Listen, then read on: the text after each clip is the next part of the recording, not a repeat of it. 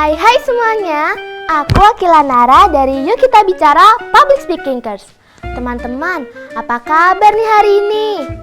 Semoga semua baik ya. Ngomong-ngomong, Kak Nara mau minta tolong boleh nggak ya? Coba deh cek dapur kalian, ada bawang merah dan bawang putih tidak? Nah, ada ceritanya loh tentang bawang merah dan bawang putih. Penasaran? Aku ceritain ya.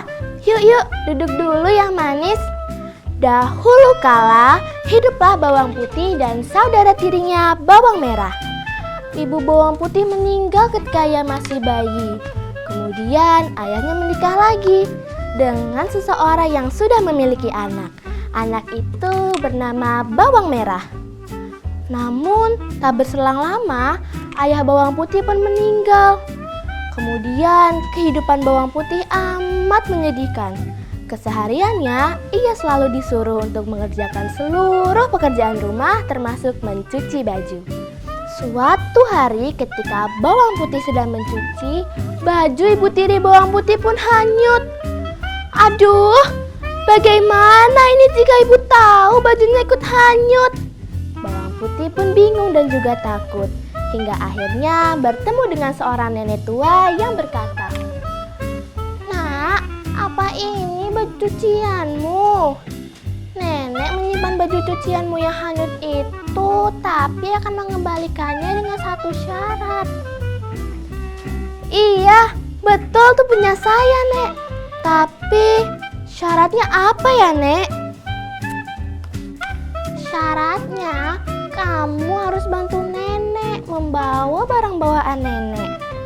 Bawang putih pun setuju dan mengerjakannya dengan ikhlas. Sesampainya di rumah nenek tua, bawang putih pun mendapatkan bajunya kembali dan tawaran oleh-oleh. Bawang putih harus memilih salah satu labu untuk dibawa pulang. Ada labu yang kecil dan juga labu yang besar. Bawang putih pun memilih labu yang kecil untuk dibawa pulang. Sesampainya di rumah, alangkah terkejutnya ia beserta saudara dan ibu tirinya. Ketika labu itu dibuka, isinya merupakan banyak perhiasan. Ada macam-macam gelang, kalung, dan juga perhiasan lain. Keesokannya, bawang merah pun berpura-pura menghanguskan pakaiannya agar bisa didatangi oleh nenek tua. Dan benar saja, ketika sedang berpura-pura menghanyutkan pakaiannya, nenek tua pun datang dan menanyakan hal yang sama kepada bawang merah. Nah, teman-teman, kira-kira apa yang akan dilakukan oleh bawang merah ya? Apakah dia akan menolak atau memilih semua labu? Atau jangan-jangan memilih labu yang paling besar? Nah, karena bawang merah licik, ia pun memilih labu yang paling besar untuk dibawa pulang. Bawang merah pun bingung. "Loh, kok aku malah disuruh nenek itu bawa barang bawaannya sih? Ya udah deh, yang penting aku bisa dapat emas." Bawang merah pun membantu nenek itu dengan setengah hati dan mengomel sepanjang jalan. Nah, teman-teman, kira-kira apa yang akan dilakukan oleh bawang merah ya? Apakah dia akan menolak atau memilih semua labu? Atau jangan-jangan memilih labu yang paling besar? Nah, karena bawang merah licik, ia pun memilih labu yang paling besar untuk dibawa pulang.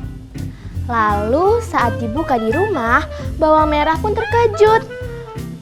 "Loh, apa ini? Kenapa isinya malah ular sih? OMG, hello!" Bawang merah pun kaget. Ternyata di dalam labu itu bukannya perhiasan, melainkan ternyata ular. Bawang merah dan ibunya pun merasa itu adalah salah satu bentuk teguran dari Tuhan untuk mereka. Karena mereka sudah memperlakukan bawang putih layaknya seorang budak. Mereka pun menyadari kesalahannya selama ini dan meminta maaf kepada bawang putih. Setelah itu, keluarga mereka pun menjadi keluarga yang sangat kompak dan justru dipenuhi oleh keberkahan. Nah, teman-teman, kira-kira pesan moralnya apa ya dari cerita tersebut? Pesan moralnya, kita tidak boleh berperilaku buruk terhadap orang lain dan juga kita tidak boleh serakah ya teman-teman. Oke, itu tadi cerita bawang merah dan juga bawang putih. Kak Nara mau pamit dulu ya. Sampai jumpa di cerita berikutnya. Dadah!